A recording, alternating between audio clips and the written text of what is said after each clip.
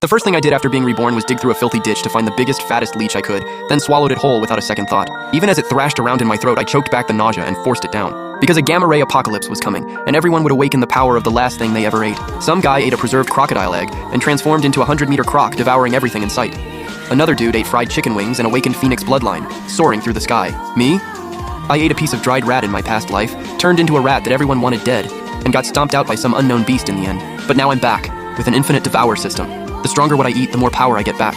That mutant leech from my past life, it's about to turn into a world-devouring monster. Right now I'm staring at a glass tank with a blood-red leech inside, its fat body writhing around like a giant red maggot. Eating it makes me stronger, so what's there to think about? Let's get it.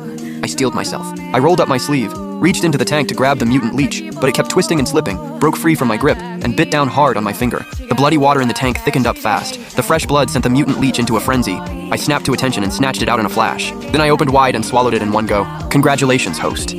Mutant leech successfully devoured. Gene sequence extraction complete. Let's see what the new sequence brings. My fingers started tingling almost immediately. I looked down and saw the chunk of flesh that had been bitten off. Suddenly, dozens of blood-red threads surged out, wrapped around the wound, and within 2 seconds, brand new flesh had grown back.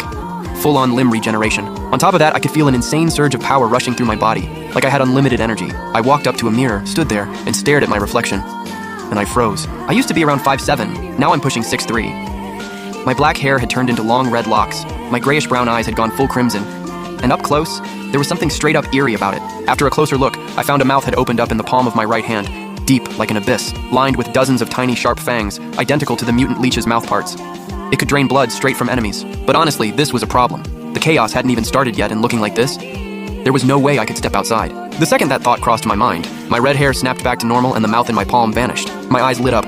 No way, that's insane. Less than 2 days until the dark chaos kicks off. I've still got 2 devour slots left. Gotta keep going. From my memories, there's a low-key billionaire in Daru City who keeps a rare electric eel in his collection.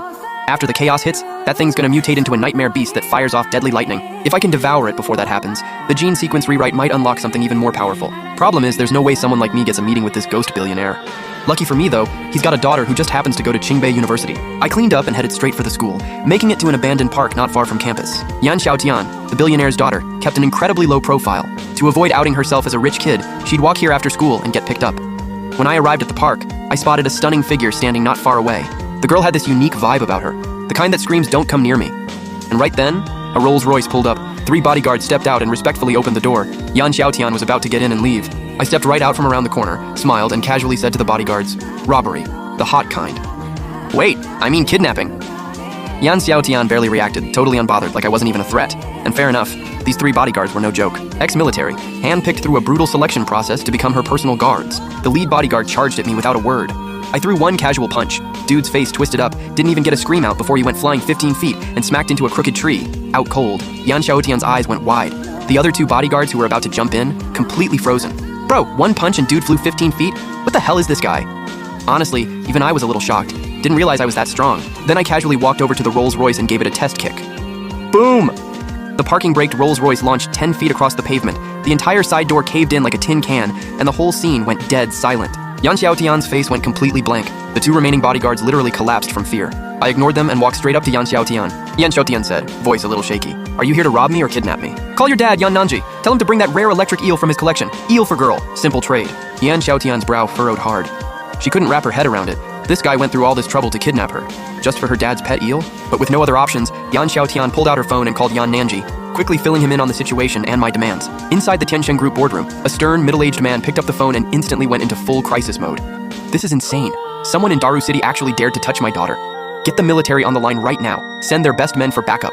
Now!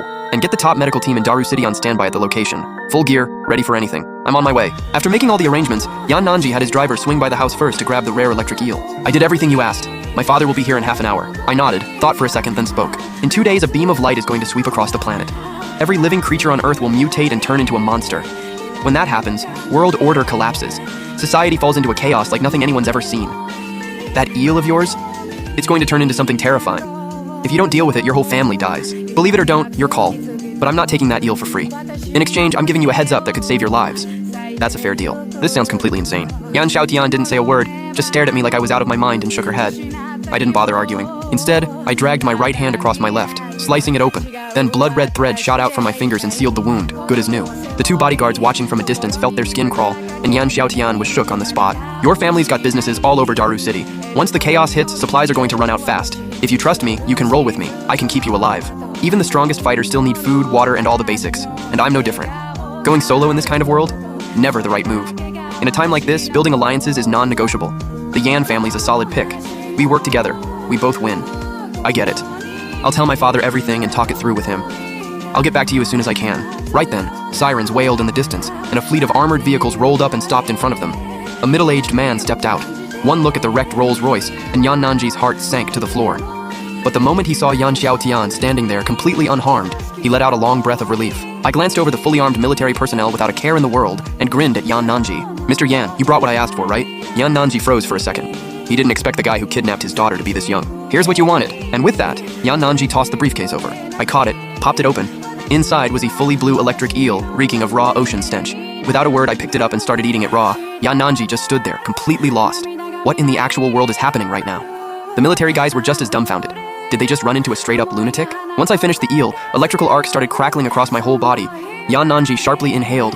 That eel's discharge was strong enough to kill a mid-sized wolf dog. Congratulations, host. Rare electric eel successfully devoured. Gene sequence extraction complete. I focused for a second. My short black hair instantly shifted into long red locks, and my eyes went full crimson again. I held out one finger and condensed a blood orb, then detonated it in midair. The second any of the military personnel made contact with it, a massive jolt of electricity ripped through their bodies. They all dropped to the ground and went lights out. Yan Xiaotian and Yan Nanji were the only ones left standing, completely untouched. I glanced back at the two of them, then slipped away into the darkness. Less than a day left before the dark chaos begins. One devour slot remaining. I have to finish this before it all goes down. Right then it hit me. There was a special hawk at the Daru City Zoo. Feathers hard as iron, capable of letting out a piercing screech. I had blood abilities. I had lightning. The one thing I was missing was a way to fly. First thing the next morning, I rushed to Daru City's main zoo and found the cage housing that special hawk. And the moment I got there, I was floored. The hawk had already mutated. Its black feathers were like rows of blades, gleaming with a cold, bone-chilling light. Eyes cold and sharp like a viper's, it was slamming its beak against the iron cage like a machine, and within moments it broke free and came straight at me. My pupils snapped narrow.